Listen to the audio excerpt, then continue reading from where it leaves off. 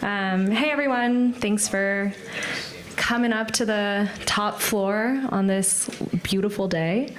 It's 3 p.m., day 2. We're going to keep things kind of casual and friendly today. So we're going to be talking about philanthropy and how it intersects with the U.S. wash sector. We're going to be talking about partnerships and how we can work collaboratively together to elevate the U.S. wash sector in the ways that we've been talking about all the past 2 days. So first and foremost, I just wanted to thank you all for being here. I know there's a lot of competing sessions today, and it's lovely to have you all here. I'd love to know kind of who in here is coming from a nonprofit or community group. And I'm sorry to ask this, but if you wouldn't mind raising your hands if you're coming from a nonprofit community group. Awesome. And is there anyone coming from a funder's perspective? Great. Perfect. That's really helpful. Thanks. So this session is tailored for folks coming from either direction because it really is about the intersection of those things. We're talking a lot about collaboration today. And yeah, the roles we all play. Before we begin, and before I introduce my lovely partners in crime here, I want to just remind everyone what this session is not. This session is not a pitch session. It's not an opportunity to talk about our individual work necessarily, but an opportunity to talk about how we can work collaboratively together towards solutions that benefit the whole sector.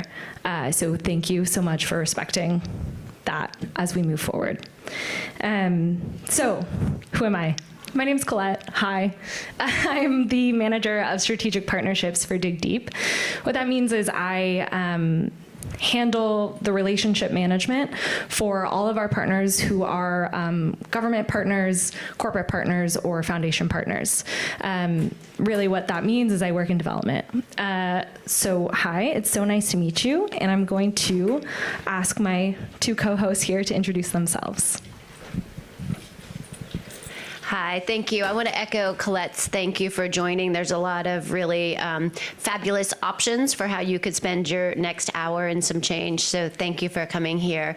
I'm Denise Vaughn. I'm the Vice President of Environmental, Social, and Governance for Ferguson, and some of you may be saying, who is Ferguson? Show of hands, anybody familiar with the company Ferguson? All right, we've got 4 of you, maybe 5. We are, and I hate to say it because it's marketing lingo that I would get shunned for saying, but we are probably the largest company that many, many people have never heard of. But I think the easiest way to explain who Ferguson is and what we do is to think about this building. So when they were preparing the land, the underground water and sewer, Ferguson plays in that space. When they're building the building, all of the rough plumbing behind the walls, the finished plumbing when you wash your hands, Ferguson plays in that space. The heating and cooling, maybe it could be a little bit cooler in this room, I don't know. Ferguson plays in that space. The chiller on the roof, the mechanical room, anything that water flows through, Ferguson sells products and solutions. So pretty expansive, publicly traded company. We've got about 36,000 employees that work across the entirety of North America. We are North America based. When I joined the company 18 years ago, that was a long time ago, we were in 26 countries, but we've been strategically divesting just to focus on the United States, which that's important. We'll come back around to that topic a bit later.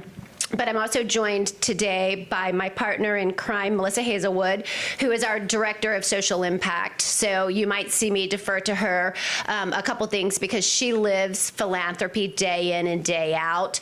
We sit in investor relations within Ferguson. So while I am incredibly passionate about our philanthropy programs and helped with, alongside Melissa, to build our Ferguson Cares program, I'm also responsible for all of our environmental initiatives as well as all of our stakeholder interactions, to include shareholder interactions and all of our disclosures and reporting, which as a publicly traded company in sustainability, it's really kind of crazy right now. So I'll pass it over to you. Great, thanks Denise, and thank you all for joining us today. I'll also just point out that my colleague Nathan is in the back there, if you want to wave Nathan. Nathan sits on our fundraising team and was really helpful to me in thinking through and preparing for today's session. So I am Laura Brunson, and I work for Water for People. Water for People is an organization that has traditionally done work outside of the US, water sanitation and hygiene, but more recently we have started entering the US wash space, mostly in collaboration and partnership with other organizations, looking at US-based advocacy and some technical support to get started with. My role is to serve as Director of Strategic Accountability and Adaptation, and in that role I have a really fantastic team who provides support across the organization in the 9 countries where we work on monitoring, evaluation, and learning functions for the purpose then of helping us to hold ourselves accountable and to be accountable to our funders and to our other stakeholders, including government partners. And then of course, how do we, what can we learn? Taking the data from data collection to learning to then adaptation and improving our work. I'll stop there. Thank you so much. You're both so quick. We're right on time. I had a note I was going to add in here, but it is gone from my brain. Oh, simply that we want this to be conversational. So if you have questions while we're talking, while I'm going to be asking them questions, they might be asking me some questions, but we'd love to hear from you too. So if something strikes you, please just raise your hand and we'll try to incorporate that in. So we're going to get started with some questions here. So first, Denise, I'd love to hear a bit about your experience in the corporate philanthropy sector and the role Ferguson has played in supporting WASH initiatives specifically. Yeah, wonderful. So Ferguson is about 70 years old as an organization, and philanthropy has always been core to who we are as an organization. But if you look back, really, I would say it's a trend in broader corporate giving. If you harken back 15, 20 years ago, it was more considered checkbook philanthropy, right? And in a situation like our company, which Melissa and I have worked really hard to evolve this, if I'm quite honest and frank with you, it was largely our executive team's wives, right? And then the organizations that they were involved in and that they were passionate about. So what we've really tried to do over the last 15 plus years is tie our philanthropy to our business and our business objectives. So when we look across the horizon at the big, hairy issues that impact our company, it's housing. And there's an abundant shortage of proper housing in the United States, and we believe that everybody deserves a home, right? It's skilled trades. We don't have enough labor and a talented workforce to build what we need to build in this nation. And then it's water access, access to clean water and proper sanitation, which is why we have all you wonderful friends here today. And it's been such a treat to be a part of this. So that's been the journey. Personally, when I joined the organization, I was focused on communications and public relations. And that's my educational background. That's my training. But I've always had an element of sustainability. I came from the nonprofit world. And if anybody would have said, you would be up here representing a corporation to my 20-year-old self, I probably would have laughed, right? But it's been a great ride, and it's a really wonderful marriage. And corporate philanthropy, I'm going to give you a personal opinion based on my participation here and some of the conversations that I've had. I think is untapped in the water space, at least in the United States. I think there's a lot of global outreach and incredible global programs.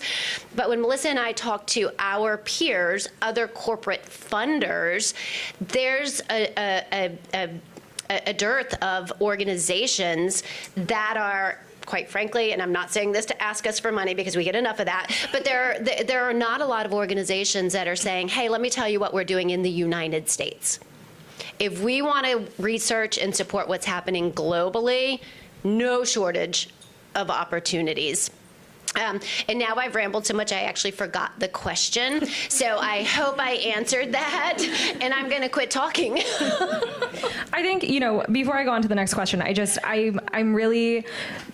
think something that I didn't really realize until I was working in this space is how essential communications is to ESG strategies in the corporate field. And the more that I work with you and partners like you, it's so key. The experience and knowledge of marketing and communications is so important to that work on the corporate side. So it's really helpful to have your insights. So thank you.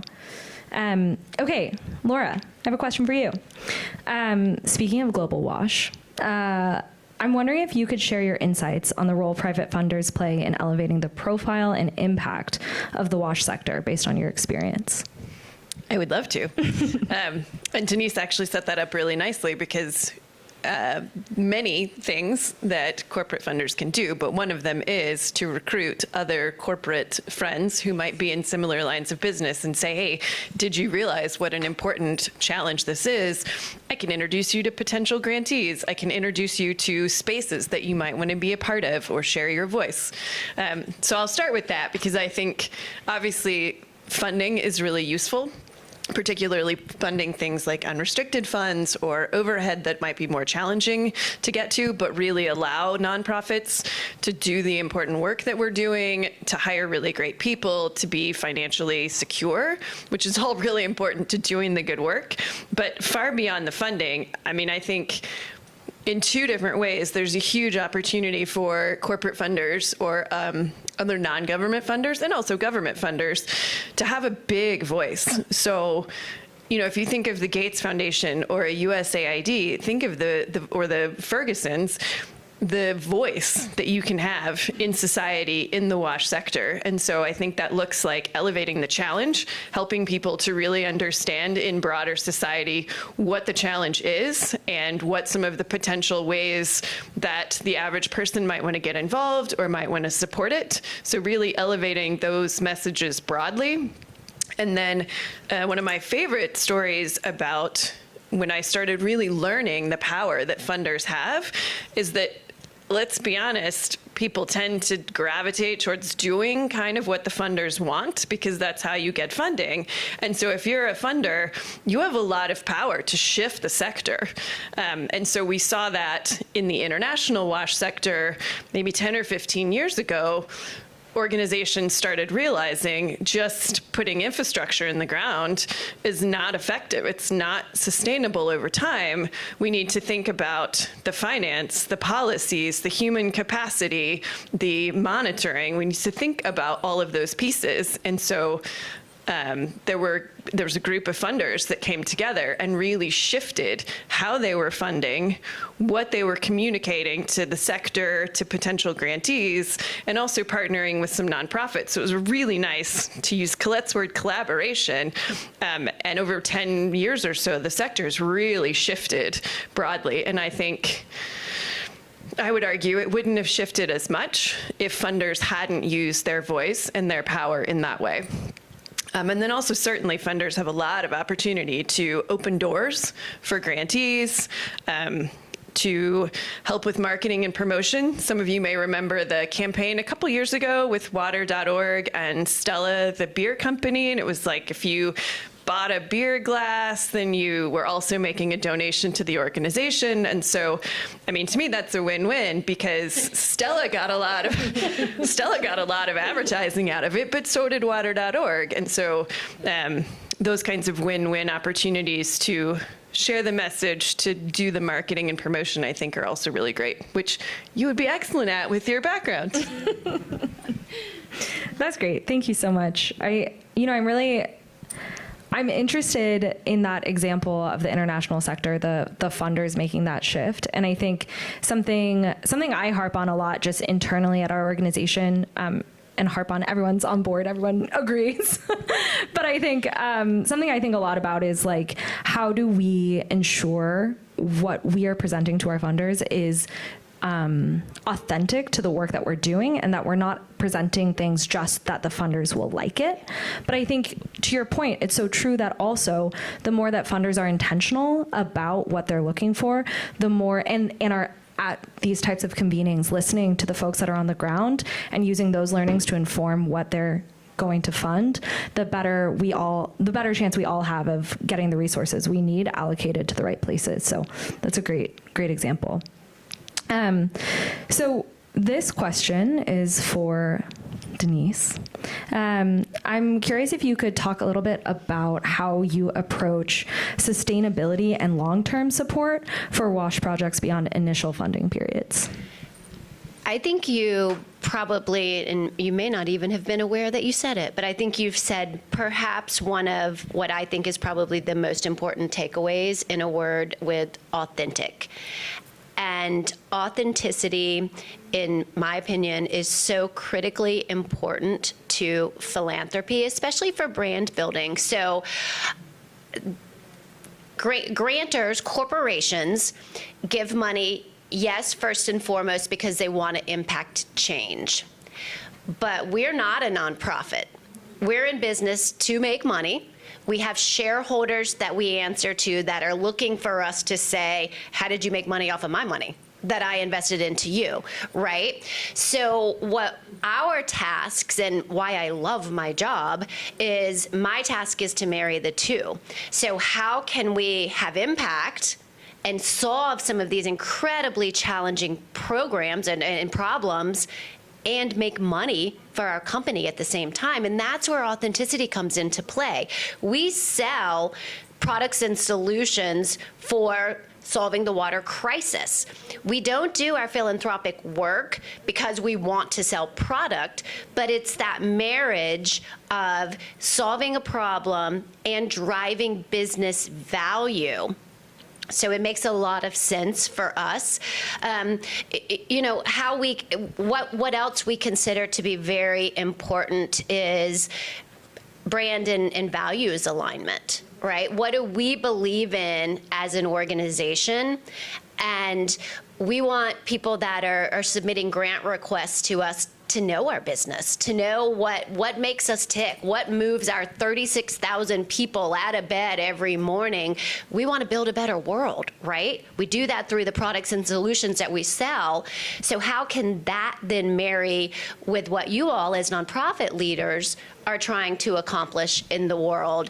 And then relationships. It's not a one and done. We've been partners with DigDeep for many, many years, and our partnerships with nonprofits, they become part of our business and an extension of our business. And what we need are not only the opportunities for Melissa and I to have relationships with a nonprofit, but how can we expose the great work that's being done across the world to our people to then drive engagement, to help us recruit and retain talent? How can we bring water challenges that people can see, touch, and feel to the forefront? So when people go to work, they're like, yeah, I'm going to sell a toilet, but let me tell you what else I'm doing, right? It's that story, you guys know that story of the bricklayer. You're laying bricks or you're building this, incredible cathedral. So it's the opportunities that we have working with nonprofits that let us make that impact and elevate our business. Can I just jump in, please? So to add to that, perfect, I love that. From the nonprofit perspective, I think it's also on us to do our due diligence and to say, what are the corporations that are going to allow us, or the funders that are going to allow us to implement a model that we think is critical to really achieving impact, and who also are aligned with our values, because I think we also see it as a win-win. Yeah.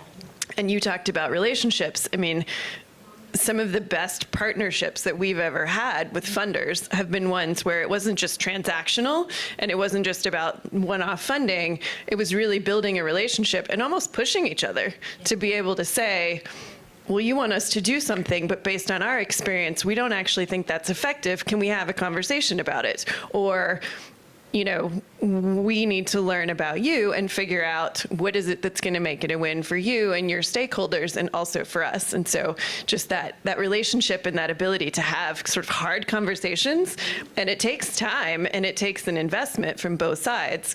But I think those are some of the, by far, the most interesting funding relationships. And they help everybody be better. Agreed. Yeah. Can I ask a question about the funding relationships? So, full disclosure, federal government. So totally new to this space, but also acknowledging that we cannot pay for everything. So you're speaking about the relationships in terms of with nonprofits is what I'm hearing most of, and like grantees. So do you ever provide funding directly to a municipality, or do you need that kind of in between when we know like there is a problem that we can't fund but needs to be addressed, for example? Yeah, like maybe gap funding or O&M or like certifications, right? Like things that we can fund the end goal, but there are steps in between that don't necessarily fall within infrastructure construction funding, but that still maybe need that investment because the community doesn't have the tax base or whatever the case may be. You all have probably heard the time and treasure. So I think in specific to that situation, no, we don't typically fund government initiatives, but what we do, we have incredible partnerships with Department of Energy and WaterSense, and what we can provide is knowledge and customer data. So when there is regulatory change, oftentimes we'll get a request, hey, this is coming, can you give us some feedback, which we can then reach out to our associate population and say, give us some real boots on the ground interpretation of how this is going to go. Now, that said, on the water side of the house, our sales teams and business development teams are doing a lot of work with customers to help them map to different funding sources and to bridge that expertise. So it's not a direct dollars given, but I would, to use the collaboration term, there's a lot of value that I believe that can come from everybody leaning in and working together that doesn't necessarily equate to monetary value. Does that answer your question? Yeah, I think to a certain extent, and I think it's just more asking questions, right? Yeah. Trying to figure out what the right pairing of problem and solution is. So potentially, as a follow-on, so I used to work in international development, and Laura probably knows this program, Women in Water. That was a partnership between USAID and Coca-Cola. And do you see, not just for Ferguson, but private sector necessarily engaging in those types of partnerships? And maybe getting to your question, when there's a recognition of a community of need, the solutions are kind of needing that collaborative effort. Mm-hmm. Is that something that private sector is more drawn to when there is that public-private partnership at that level? I think to answer your question, yes. I mean, it all depends on the specific scenario, but the general collaborative approach is attractive to us. Our funding requirements and most corporate funding requirements stipulate that the funds go to a 501c3 organization, so you have to have that convening body for an organization to be able to fund. Okay, thank you. Yeah. To tag on to those questions, or maybe it's really a clarification. You had said, the corporate funding typically would not fund directly to a project, but my understanding, right, that it would fund an NGO that is providing technical assistance for the project, and that some of that funding would end up in the project in the end. We're getting a little specific. Yeah, I know. Yeah. Well, it's because you said that the gap funding is a huge issue when dealing with federal infrastructure projects, or even at the household level. There's just a lot of funding that's left out of O&M. And so the question is, do corporate funders ever do programs or rather than projects? An O&M program. Sorry. Yeah, I think it's a great point, and something that we could certainly pick up and investigate a little bit further. Again, there would have to be a convening entity that is a nonprofit in which the funds would need to be donated. Yeah. Okay. I think that brings us to my next question, which hopefully is helpful. And again, Denise is here as a representative from a corporate funding partner, but there are also private foundations, there are DAFs, there are many other types of private funding mechanisms. Denise has a wealth of experience and knowledge, so we're so happy to have her. But some of these questions also, there are potentially other types of organizations that may meet those specific questions a little bit better. So my next question is actually for both of you, and it kind of gets to these questions we've been talking about. I'm wondering if you could share an example of collaborative funding projects you've taken part in, and what about them were successful? You want to go first? Sure. Yeah, that's a great question. And again, back to the collaboration. I've been a huge fan of collective action for a long time. I think it's one of the most effective ways we can work together. And there have been some nice examples in the last day or two of different entities talking about how they've been working together to bring different areas of expertise to a specific location or a specific project. So I'll try to be brief, but I have two. One is a smaller project, but it's a funder gave a partner and our organization some funding to really work very closely together in a district community. And a district in the place where we were working was somewhat like a county in the US. And to really be able to figure out what are the synergies that we could have. And one of the things I think is most impactful as the takeaway from that was the opportunity to have a shared voice. So not just us as one organization or them as one organization or others, but us really saying, what is our influencing message? What is the sort of the priority of the work? And then having that shared voice with government partners and with other stakeholders. I think that voice is really powerful, and I think it's going to be really important in the U.S. WASH sector based on some of the sessions. And then the other one is a USAID funded program with 3 partners, sort of 4. And what I really like about it is that it was set up so that each organization that was part of the partnership brought their big area of expertise to the partnership. So one organization came in and focused on the sanitation and hygiene pieces, and one organization focused on local and national system strength building. And so it really allowed for some great synergies of letting organizations focus on things that they really are kind of best at and know a lot about. And also then it's allowed for a lot of learning across all of the stakeholders in the partnership. So I think those are 2 different ways that we've worked in partnerships that have been really effective. I think that's the best way to approach solutions, are bringing everybody to the table. I think the example that I would probably share is one I would call a triple win, and who doesn't like a triple win, right?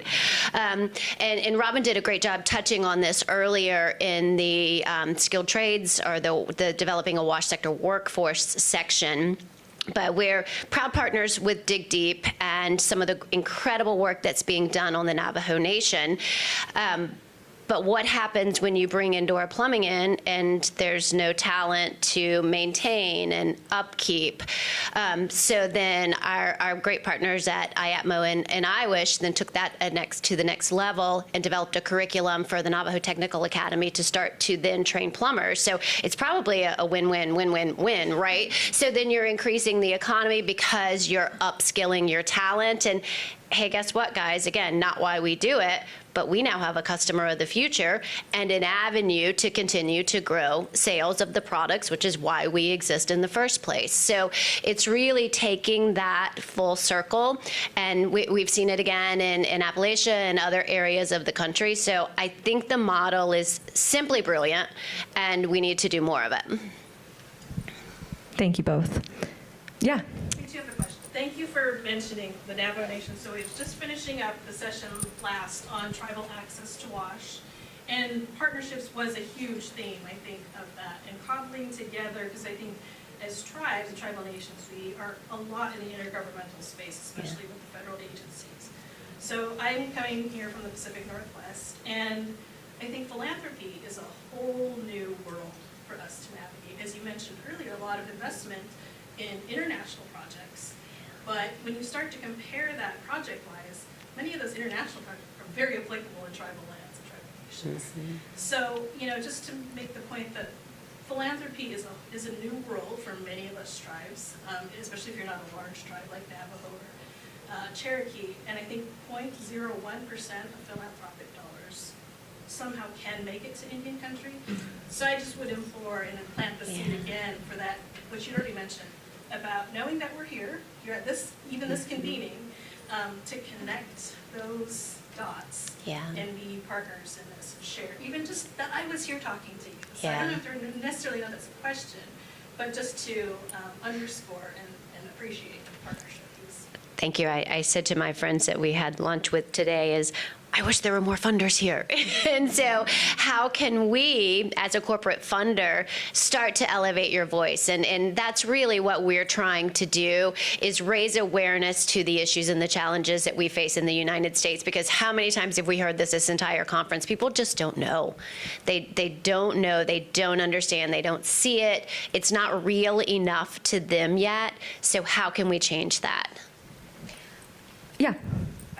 Can you expound on that? How can we be a voice to other corporations to do it? I mean, you can talk to people you know who are in the corporate world that are doing the same thing, but if they're interested in it, how do we voice where there's possibilities, where there's opportunities? You guys are busy. You're incredibly busy, and you don't have a lot of spare time. But what I would advise is scan the horizon and understand the corporations. I met a gentleman earlier with the Global Water Challenge, and he was talking about their expansion into the United States and some of the companies that we're working with. So what industries are water intensive, right, that they might want to tell a good philanthropic water story? What organizations like Ferguson sell plumbing supply products, right? Or underground water and sewer? What are those companies that have that values alignment, and or what you're trying to solve aligns with their business objectives? And give them a good story, right? Give them a good story, give them a good PR win. Offer them some opportunities for their people to get involved. You give them that, that employee engagement, but it takes work. It takes a lot of time. And I think every organization, every company that I interact with has corporate giving guidelines on their website, and they tell you what they support and what they don't support, and they are drowning. Melissa, my dear friend here, thinks she often says she has the best job in the organization. She quite frankly has one of the hardest jobs in the organization, because everybody wants money, you guys. Everybody wants money for everything. So just be very intentional, very strategic. Hit people up on LinkedIn. Listen to podcasts, listen to webinars. I understand you as an organization are trying to solution for the water crisis. Let me tell you what we're working on. Can we talk, right?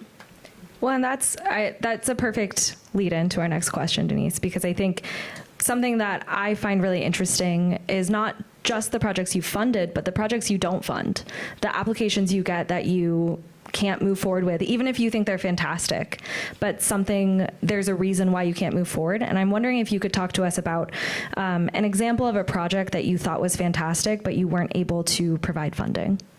There's so many. There's so many. We were chatting last night, and I won't use the word that I used last night to say how I feel sometimes when you have to say no to these incredible, incredible projects and asks. Because, I don't know, how many nonprofits are there, just say in North America? Thousands, a million, right? And then how many of those are working towards the same cause? And you really, and I'll invite Melissa to layer onto this if she wants to add anything, but it's like a gut punch when something comes across your desk and it's mental health, or it's domestic violence, or it's human trafficking, or my own personal passion, it's animal advocacy, right? And those things. And I'm like, okay, housing, skilled trades, clean water and sanitation. Nope, doesn't fit, right? So that's where it goes back to understanding a company's purpose and making sure that your ask marries with why they exist. But it's really hard. Was anything you want to add? It is, no, and just kind of hit your question a little bit more. I think it comes down to budgets too. We get the same, this year our budget stayed flat, and so some years we grow and some years we don't, and so that's one of the reasons why we have to say no, and it hurts. It's not fun saying no. And I think that gives us a moment also to reflect on storytelling again, yes. Right? This idea that I can tell a story to Melissa and Denise that impacts them, but if they can't then tell a story to their investors, leadership team, whoever it is, if they can't tell a compelling story that either maybe helps to increase the budget, helps to increase, change their granting, whatever it is, that's not going to result in a grant. It's really important to think about their ability to tell the story and what tools can you give them. And we're going to talk about data, but if Melissa and I go to our CEO and CFO and say, oh my God, it feels so good to do this, they're going to say, what? Do what? What are the numbers, right? Show me the data behind this project. So it's not only the story, it's the story backed by data. Yeah. Maybe you shouldn't have opened it up to jump right in. I apologize. I didn't get a very good schedule going. But I think, first of all, I'll full transparency, we are one of the grantees from Ferguson, and they've been a phenomenal funder, and you see the value in the wash space. What is it for other small NGOs who have very discrete projects that when they can't provide that compelling broad impact number that we serviced 100 homes or we hit a community of 200,000 people, how do they get to funders to see the value in the small doable actions that they're doing through their projects?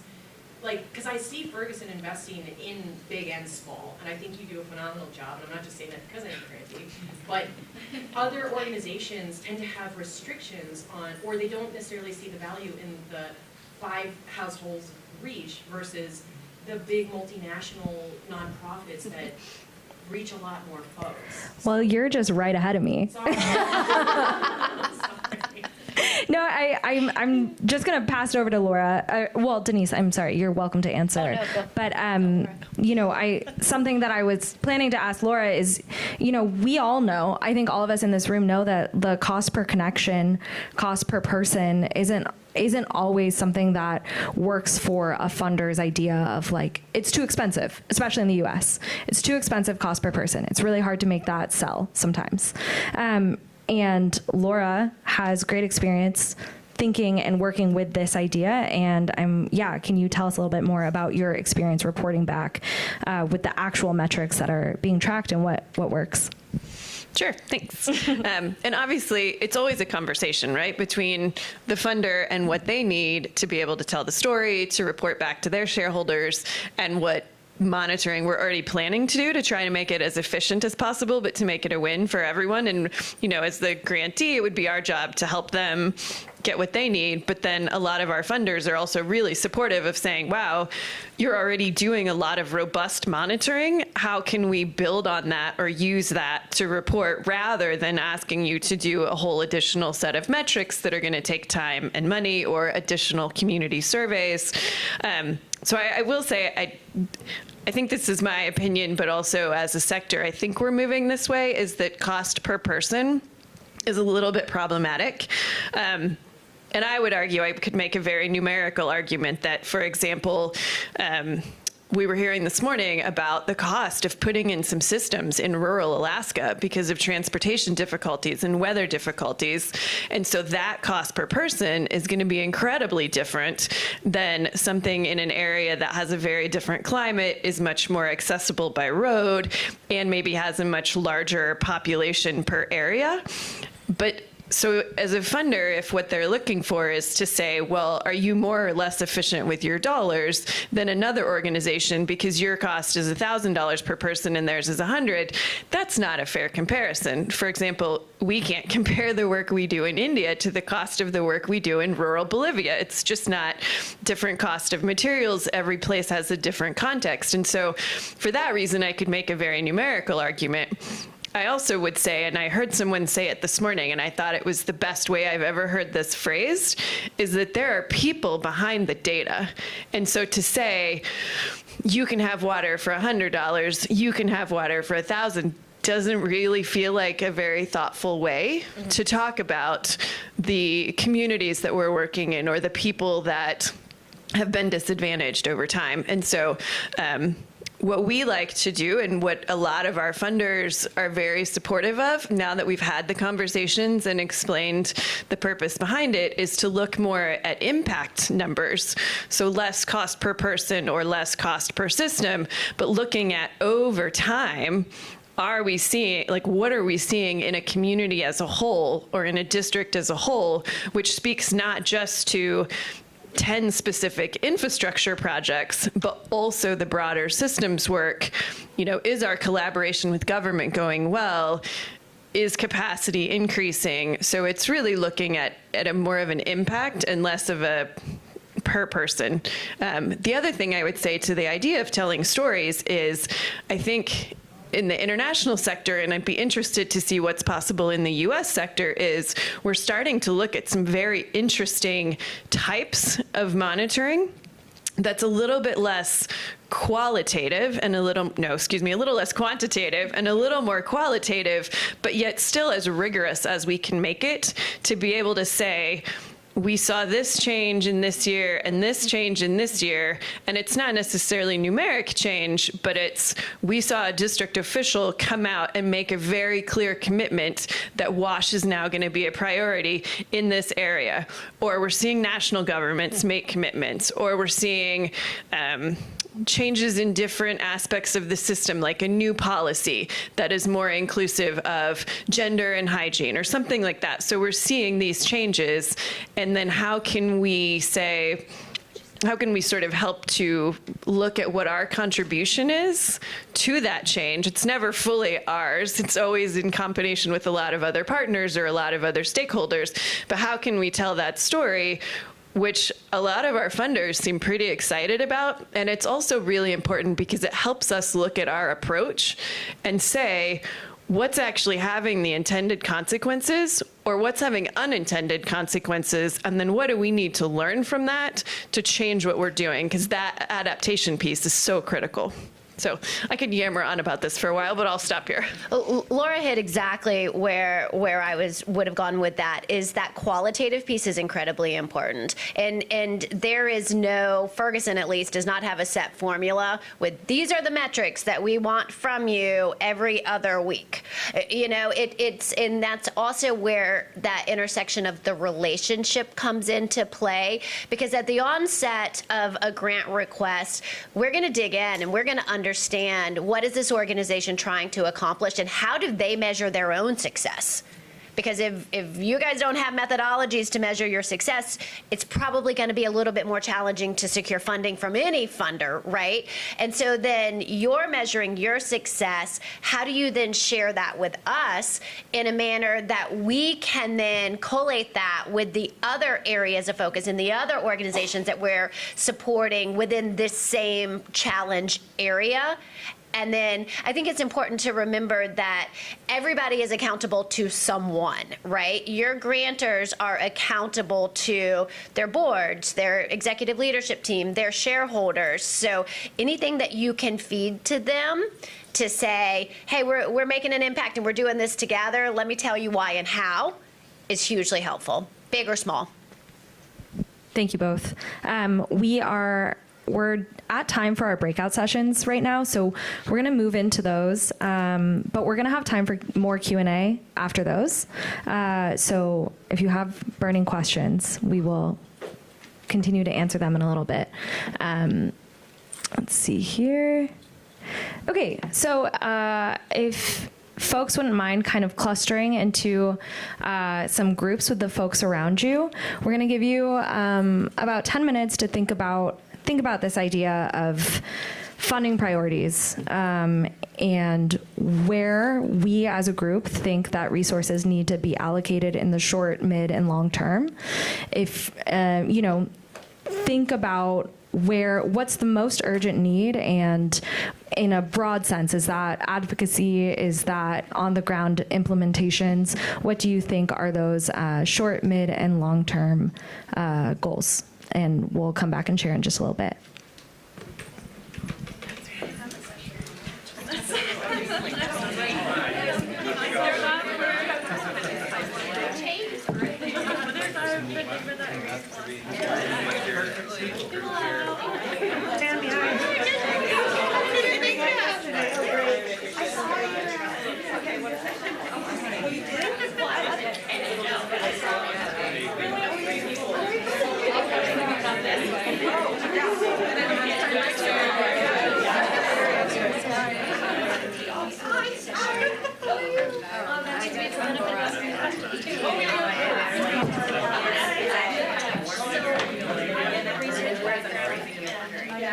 That's the question we're trying to answer, but where station so I guess in terms of even knowing where cloud is versus like a step up to help connect funders and team. That's what I've been on all sides of that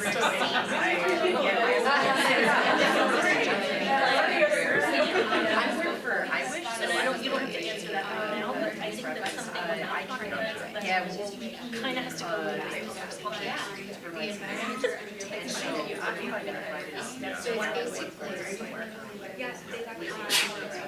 A study that shows that we're going to be short of resources.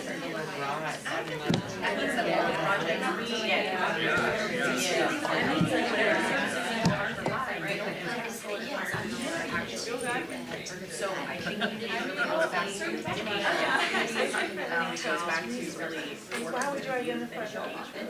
but when I think long term, I'm also thinking down what would it be to look at adequate.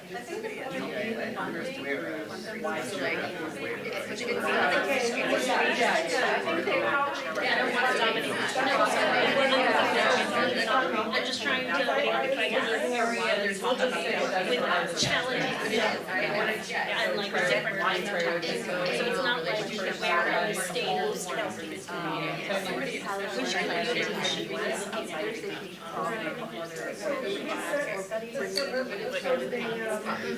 But if I were to do actual development, like I ran when I talked about understanding is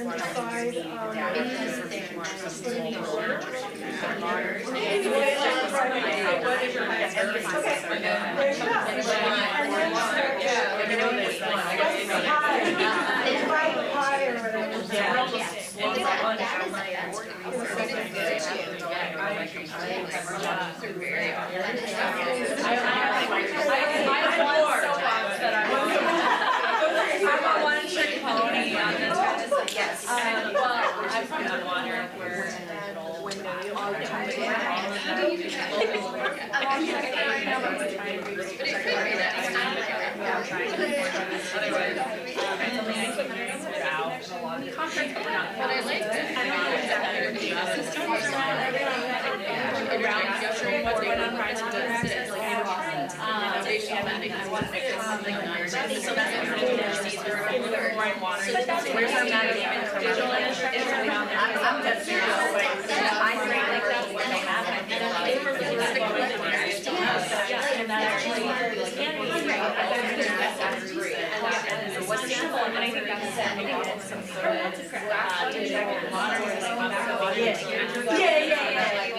Like you got it first.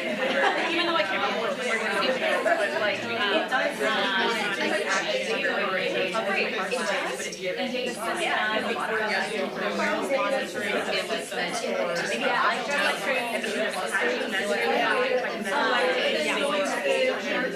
And I feel like but one thing like my organization, we mainly work on larger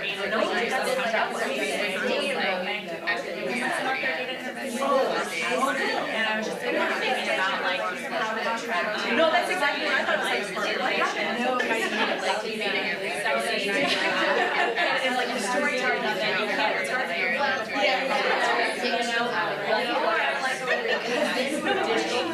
know, like so it's just how to get better, how we looking at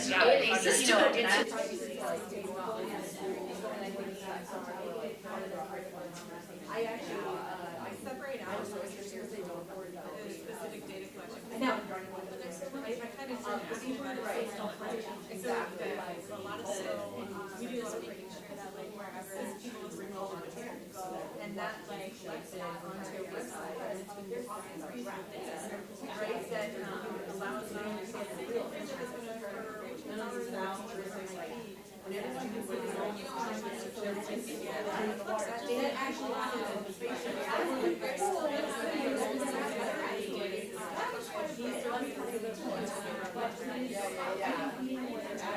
So exactly, getting the number of out,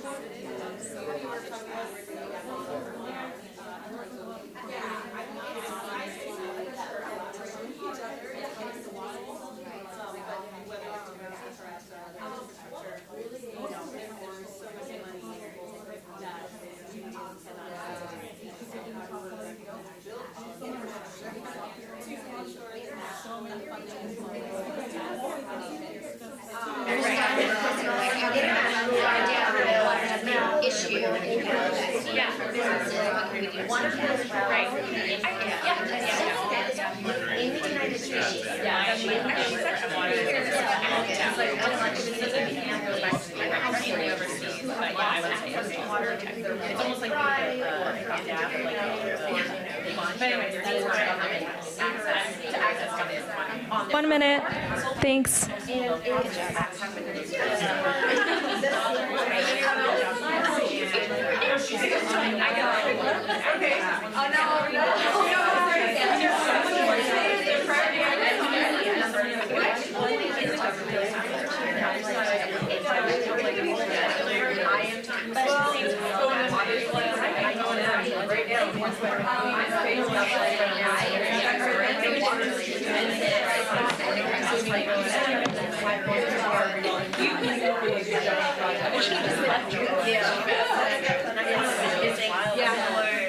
All right, folks, if you wouldn't mind wrapping up, we're gonna share back.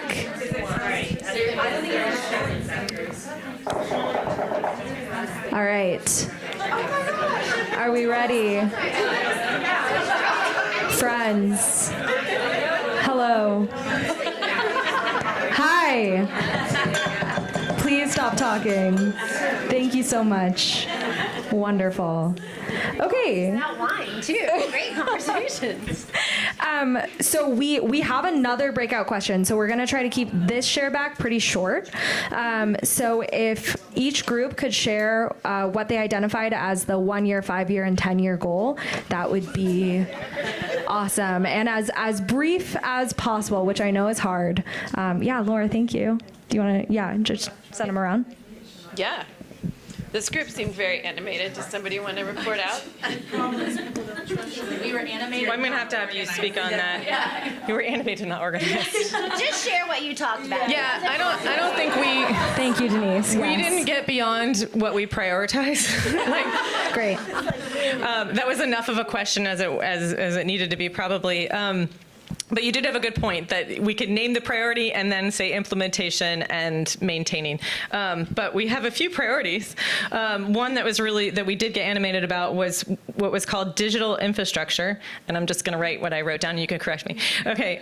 For data collection, for the use of surveys and the creation of monitoring resources for operations and increased funding.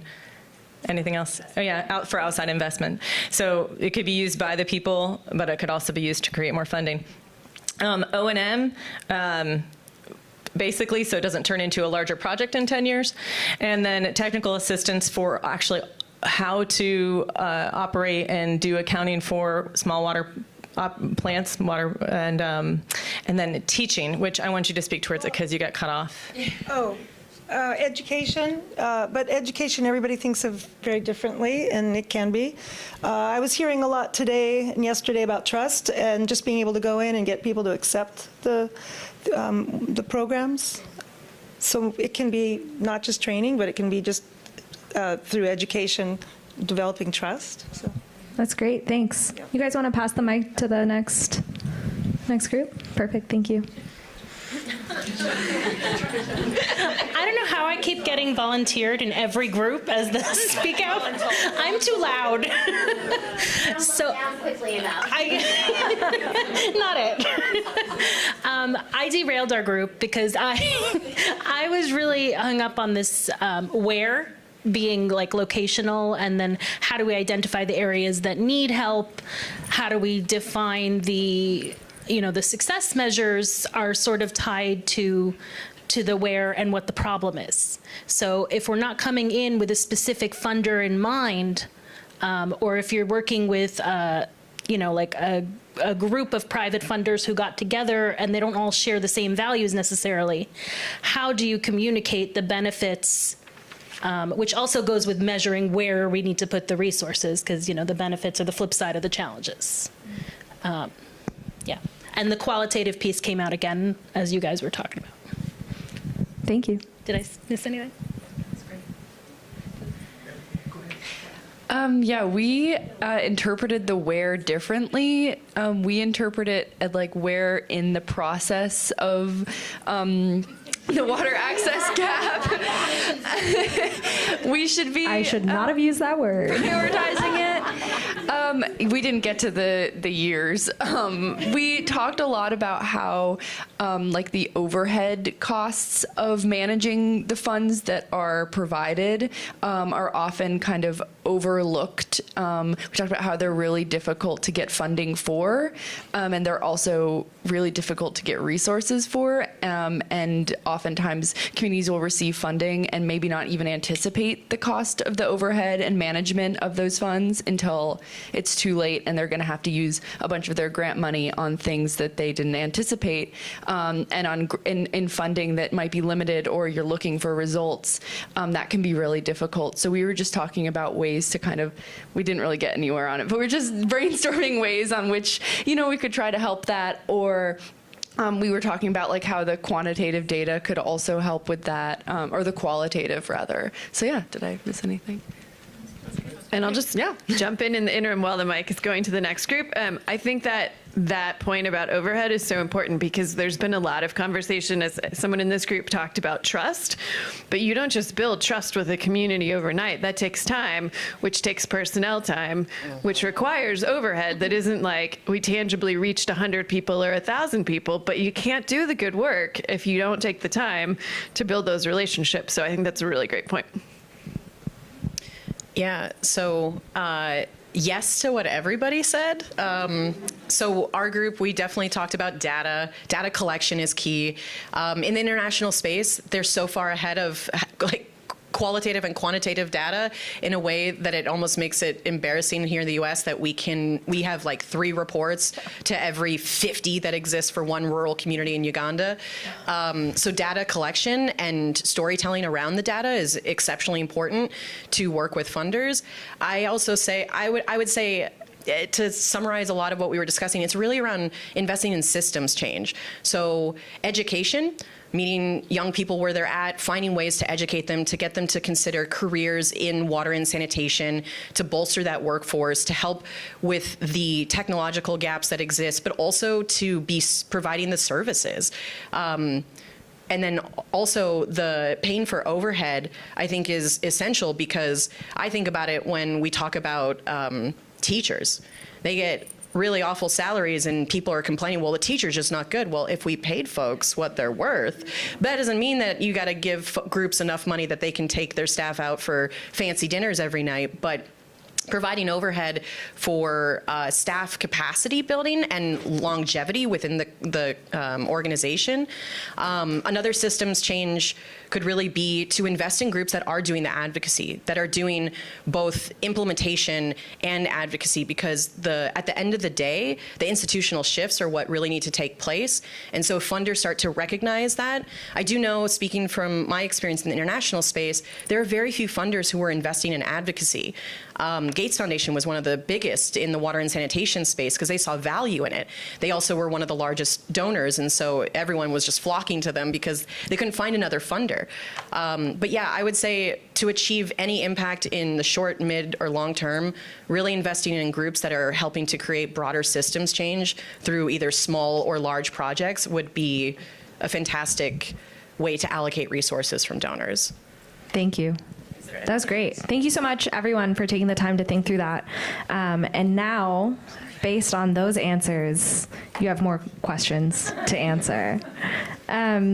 So you've had a second to think broadly, what are our priorities? And so now the question is, how would you pitch those priorities to a funding partner? What strategies would you use? And what questions would come up for you, and how would you make it win-win for that funding partner? I'm going to give you another 10 minutes to talk, and we'll come back and talk about it. Again,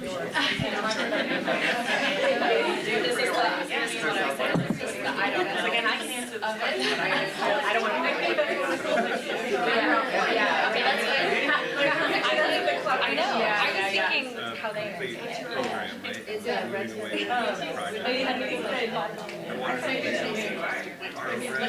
Right. It's like, for one of my concerns, that's for. I totally agree. One argument is that that would be that was not the point of my question, but if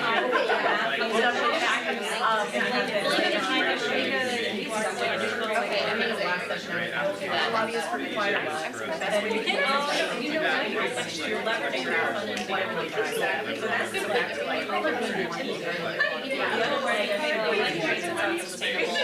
It becomes not just self-sustaining.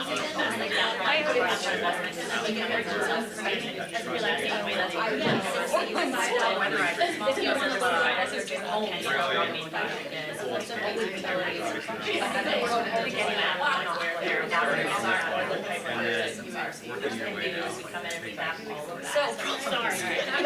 No, that was like bringing it aside. Let's kind of break map it, and then we will payment information. So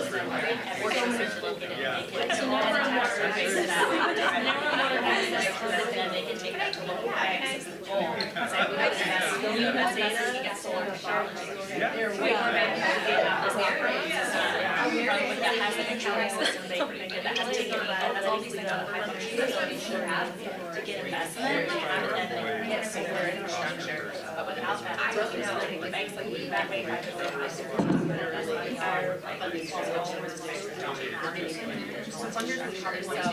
That's kind of the goal in quality. That's what we're doing overseas, and I feel like it's something that water think about sanitation or tribal entities here and other communities that are similar issues. That's how I would say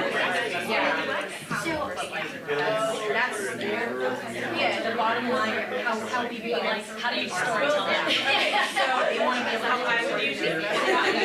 We recently, we all like a year ago, we're going out to train within our state.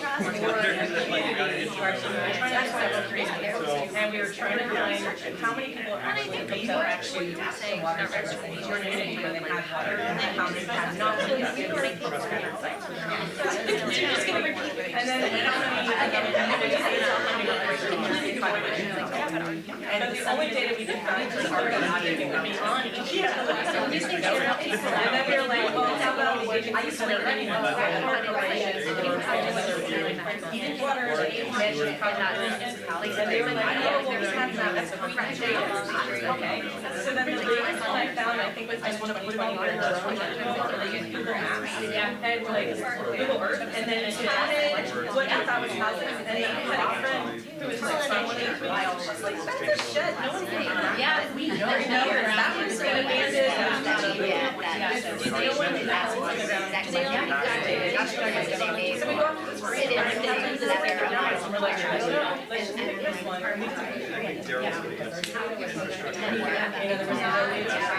There were some other arts that there's one I went to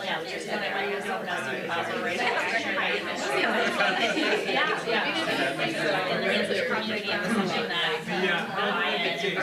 and like a lot harder to get any sort of someone who's I mean, we can do that water well, I feel like that's similar, but I mean, that was part of our whole okay, we're trying to develop our programs that don't tell me. That's great. I like you saying every way that we got to kind of like what's that we can't expect. Well, it's these little towns that they wear all hats. I don't want to add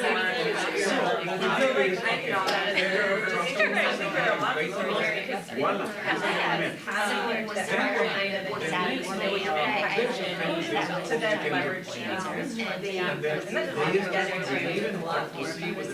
creating data sets that will help you with monitoring your system and having better analytics.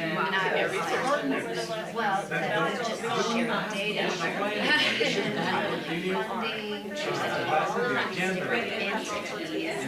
What's the win-win?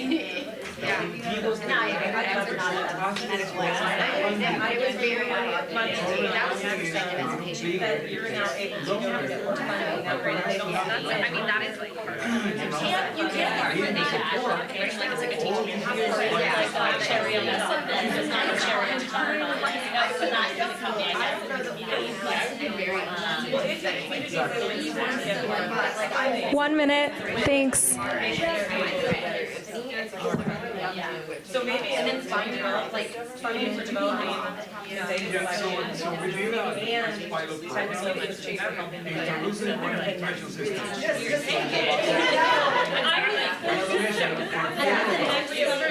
And I'm just like, so excited. That's what I'm like, I'm it's a nonprofit, and I'm sure it's like Some people not care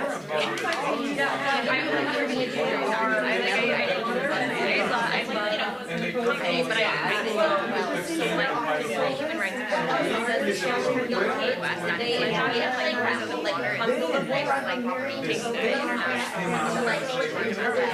I'm like, anytime you want to talk, yeah, you're I really am. I know it's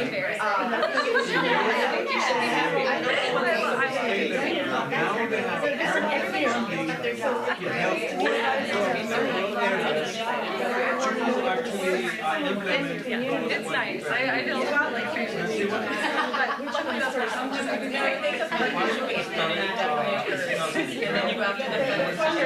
Okay, folks, thank you so much for taking the time to talk through this. Friends, yes, I will give you 1 more minute.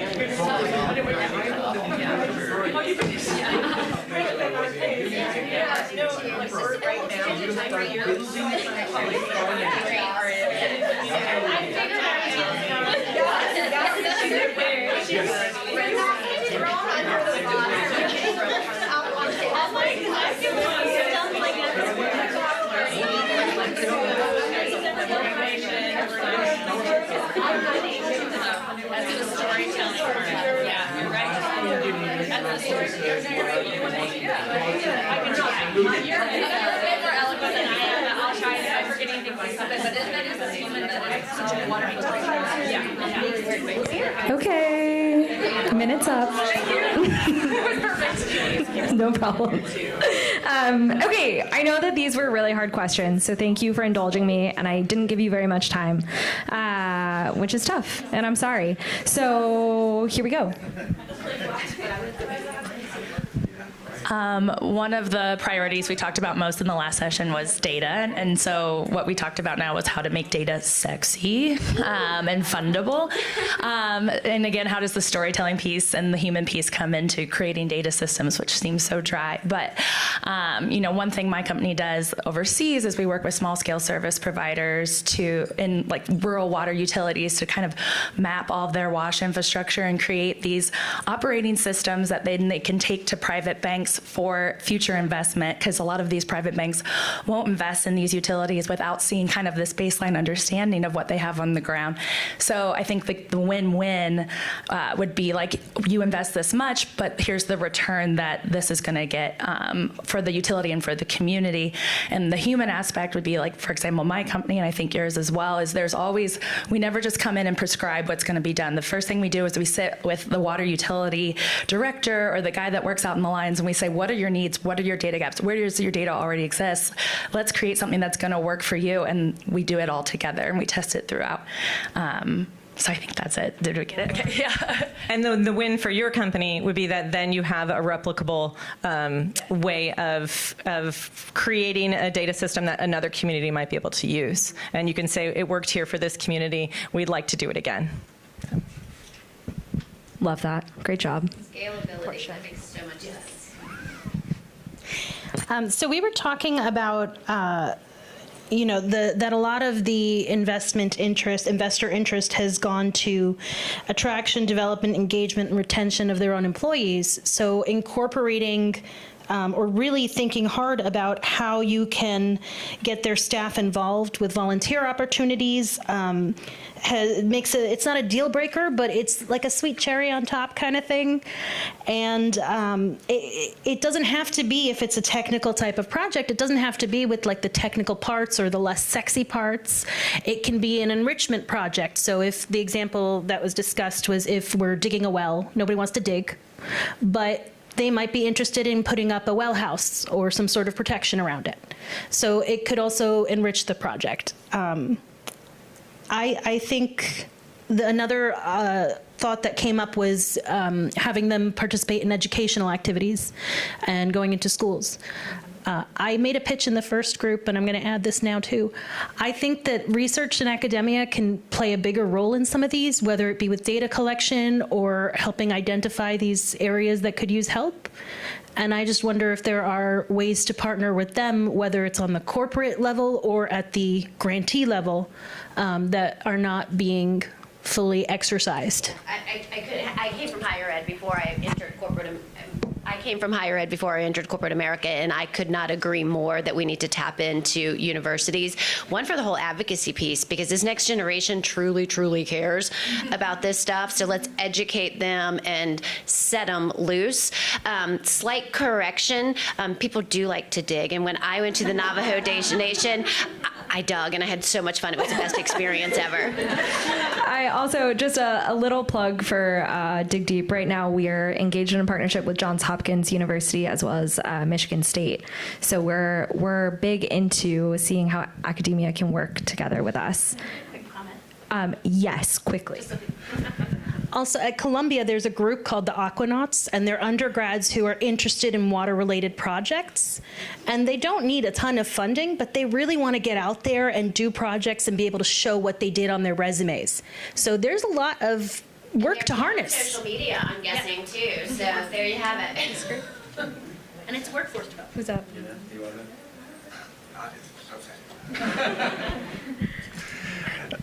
that? Trying to summarize, and just, this is very high level. So I think we started out from strategy perspective, going into it with like long-term relationship building aspect, and like knowing that we want partners who want to be with us in the long term. And so like seeing it as a dating game and getting to know a prospect and a funder, figuring out what makes them tick. And then from there, you know, getting together with our teams, our programs teams, letting our community voices lead the discussion, and presenting an opportunity that is in line with the funder's values, but is also beneficial to us organizationally. So that can look different in a multitude number of ways, depending on, you know, if it's a private foundation, corporate entity, a wealthy individual. Just figuring out what makes them tick is key in that process. And then from there, you know, I think for a Water for People perspective, in terms of, you know, this conversation about overhead and some of those challenges, sustainability, the O&M pieces, you know, a strategy that we always take in a lot of conversations that we're having is just to make an ask about, you know, unrestricted giving, or this concept of like trust-based philanthropy, and see where that conversation can take you. You know, just ask. That's a pretty common phrase in the major gifts. Just ask and see what happens. And if a donor or prospect says, no, we don't give unrestricted, maybe pitch something that's more program related. And the less restrictive you can go into the conversations, the better that's going to be in terms of your flexibility to implement your programming for the full life cycle, and really be able to, like, if things do come up, you can be adaptive within that process while still delivering on, you know, what you said you're going to do in an initial grant application. So I think that was kind of the gist of it. Yeah, was there anything else that I missed? Oh, sure. We also talked about telling the story in terms of like what a project will catalyze or enable. So even if they're funding like a small part, or, you know, more programmatic or overhead, like what will their funding unlock or enable or catalyze? And that can be a more compelling story. And just to reiterate, the community voices piece, like bringing in members from the community to tell the story. Like, I've heard so many great stories the past 2 days, like that I could never even come close to relating to a donor. So bringing the community members in, or even, we talked about doing site visits or going out to the communities to show people the real challenges. Like that can be the best way to do the work, and doing it in a respectful way that isn't, showing people in a negative light, and really in more of an empowering, like, this is the problem, these people are working to solve it. Like, so going back to like that storytelling piece, like that really is what is going to get donors, prospects interested in your story. So start with why, then the how, then the what. So a lot of times we do it backwards. We start with what we're doing, and a lot of organizations are doing very similar things. So it's like finding that why, and then Finding the why. Yeah. Love it. Last group. So we were just discussing that prior to even approach a funder, the most difficult things in the field we are is to actually demonstrate that something can work, or what we're proposing is definitely makes sense. It's very difficult. Many of us are probably in the very, very earliest stages to kind of formulate a narrative that is actually, as you say, it has to come from the community. Sometimes we actually want to just to present a really good thing, but you really have to go and spend tons and tons of time with the community and immersing yourself and being in their position to really feel how they feel all this past time. Once you actually translate that and start to actually put narratives, they are more compelling. And hopefully our experience at Pueblo Unido was that when we started, we present the narrative coming from the community, and the first foundation trusted us, and then we did one pilot program, only one, to show how can these water solutions can be implemented in those rural communities. We proved that, and then little by little, other foundations heard about the initiative, and they start to approach us. Then these help us to have operating budgets so we can have flexibility, and we go after government programs. The government will not listen to you until you have a pilot program completed, supported by data, scientific data, that this, whatever you're doing, is working. As soon as they find out and they learn about the technology, then they come to us and having out of the blue, wanting to have roundtables, and all of a sudden, the proposed projects that we have as a decentralized water filtration system in those rural communities, it became institutionalized in California. And that is extremely difficult because all these compliance issues, all litigations, and all risks that you can actually possibly find. But that's how we have definitely experienced that one project at a time. We cannot solve the problems of the world in those communities, so we need to be focused on one project, one milestone at a time, so you start building relationship, and those foundations become your partners. That's basically what we have experienced. Thank you.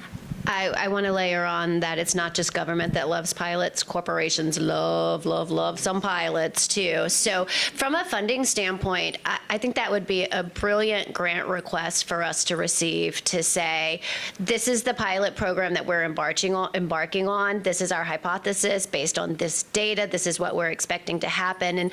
And we often, when we're entering into new partnerships, we'll start with our own, we don't necessarily call it a pilot, but we give small grants to make sure that the nonprofit is accountable, that desire for a relationship on both sides is there. So kudos to you. I like that approach a lot.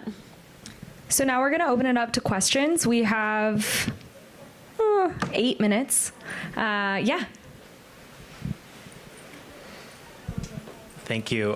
So I work in the impact investing space, and as y'all may know, it's a really rapidly evolving space, and it's also so beholden to kind of up and down, change with the winds kind of thing. So that being said, I am always eternally curious about, keeping a pulse on things. So I'm wondering if you all have any perspectives or opinions on kind of what's the latest in terms of the intersection of environment and finance, program-related investments, returnable grants, using ESG reporting in, stakeholder or shareholder engagement, things like that. Just kind of curious what your experiences have been. I would just jump in with a quick thing that I think is answering, and then I'll give it to Denise. But at least in the international wash space, and I've heard a lot of it here too, there's a lot of conversation about climate resilient wash, almost to the point where it doesn't make sense to do anything new or to do anything rehabilitation if we're not focusing on making sure it's climate resilient based on whatever the context is in that area. And so I think it's a huge conversation that's getting bigger and bigger. Yeah, we're starting to hear, and it's really actually kind of exciting. We're starting to hear more from our shareholders about what are you doing in the water space, and the intersection of climate and water is generally where the conversation starts, which really leads to a strong adaptation story. Right? We all know in terms of water, it's either too wet, it's too dry, or it's too dirty, right? So how can you play in each of those areas? And so, yeah, it's what I find is our global investors are much more interested in what we're doing from an environmental sustainability and a social impact standpoint than our U.S.-based investors, and we're seeing that trend play out with probably less and less interest from the U.S. shareholders, but I believe that it will come back. Other questions? Quick question for you, Denise. You talked about... Wait. Good job. Sprinting over here. Thank you, Colette. You talked about corporate philanthropy and ESG, and I'm just curious from Ferguson's perspective, are those intertwined? Are they separate? Do the philanthropy goals play into the ESG goals? I know, similar to the previous question, there are opportunities with corporations occasionally who invest operational expenses and like climate resiliency, water replenishment, those things. So I'm just curious your insights from a Ferguson perspective or maybe the corporate sector at large. Yeah, very, very intertwined. So our governance structure for our philanthropy, our Ferguson Cares program, rolls up into our broader ESG program. And so we have different approval processes at different funding levels, but a lot of governance around who and how and where we give, and it is all connected. Yeah. Kind of similar. I was wondering if, Denise, you could speak on more the intersection of water and human rights from like an impact materiality perspective and the place that has in the corporate sector, as well as the role of employee giving and volunteering and all of this as well. Yeah, so most corporations that run a sustainability or an ESG program do what's called a materiality assessment. And so that's basically looking across all of your stakeholder groups, be it investors, employees, competitors, customers, suppliers, NGOs play a big role in that stakeholder assessment or materiality assessment as well. And it's generally done, 1 to 3 years, where you say, here are 20, 25 major topics, issues, help us understand where you think these issues have the greatest impact on our business, and conversely, where our business has the greatest impact on these issues. And that's then how we prioritize our focus areas. I think we have time for one more question. Yeah, 1 second. In our experience, we noticed that many foundations are more mission-driven, but we are noticing the re-emerging of foundation listening to what the communities really wants to do. So our model is community-driven. So we tell the foundation, this is not us. This is the priorities and the culturally competent priority that we're trying to actually address. So how do you see in your sector the response of the foundations by being approached using that kind of philosophy? I think as long as that community is, and this is again where you borderline risk sounding like a real jerk, right? But as long as that community is a relevant community to the markets we serve, where our customers or our employees live and work, that's exactly what we want. But if an organization comes to me and speaks to a community that's in dire need, which doesn't have any relevance to my business, that's one of those that's really hard to say no, but the marriage isn't there. Thank you so much, all of you, for being so engaged today. This has been a really great conversation, and I really want to thank Denise and Laura for taking the time, and I've learned so much from both of you in prepping for this, even in today. It's been wonderful. Before we leave, I want to leave us with some calls to actions from both funding partners and from implementing partners. So, Denise, I was wondering if you could share some thoughts on call to action here. Sure. I think I would leave you with 3 calls to action, not just one. Continue to collaborate and convene like-minded organizations that are trying to tackle and solution for the same problems that you are. There's a brilliant term called collaboration. Melissa and I are leaving here immediately after this and scurrying over to Baltimore and this is a beautiful situation of that collaboration, because we have nonprofit, and it's not WASH, it's workforce development, but we have a very strong partnership with 2 separate organizations that are working to elevate and raise skilled trades, which I think has some association here. But one of our nonprofits partners reached out and said, hey, I see you're doing X, Y, Z with this partner. How can we also collaborate? So that's a beautiful example of how, if you all work together and go to a funder, that's a dream, to say these folks are already working together, and together they want us to support them. Let's all lean in and roll our sleeves up. We've already talked about it, but I would just remind you to be strategic with your funding requests. 1 is valuable time that it would take from you, and 2, valuable time from your funder. And lastly, I would just say keep doing what you're doing. You guys are doing amazing work, and I think what excites us the most about the WASH sector, in particular in the U.S., is this is a solvable crisis. And if we all put our minds together and roll up our sleeves together, we can fix it. And there's nothing left to say. No, I would just echo that point about collaboration. And I think in the U.S. WASH space, there's a lot of collaboration also with governments, with local municipalities, with different kinds of entities. I'm learning a lot this week about the different kinds of entities that exist that are very different than the work that we do in some other places. But that collaboration piece, I mean, I know it's hard sometimes because there is competition for funding, but at the end of the day, we're all trying to solve the same problem. And so I think the more we can work together with all different kinds of entities to gain synergy is really important.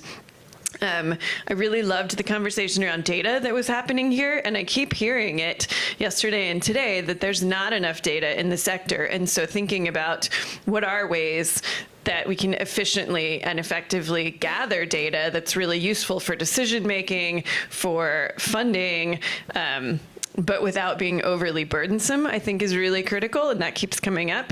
And then my last plug is that something I've been talking about with folks for years is, and I think Robin made this point earlier, is there is a lot of expertise in the international WASH sector, lots of fantastic organizations, and so what can we pull from that work internationally to support the work that's happening in the U.S.? And I just think that's incredibly exciting that we have this opportunity, so that learning is going in both directions. So that's it.